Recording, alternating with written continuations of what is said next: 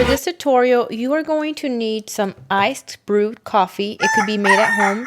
I bought mine at Walmart. You're going to need your dairy of choice or creamer. I'm going to use this Premier Protein Caramel as my dairy. And of course, you cannot forget your caramel drizzle. And I'm going to drizzle some on my mason jar. And you're going to need some ice and a straw to stir everything around. So I'm going to go ahead and drizzle some caramel sauce. But it's kind of hard to do it with one hand. But it's not impossible. Now we're going to pour on some coffee brew. Depending how much you want, I'm going to put some, let me see, like so.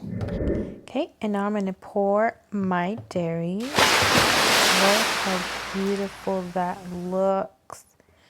Doesn't that look delicious? Okay. And now we are going to get our straw and we're going to stir our drink. Go ahead and stir everything together.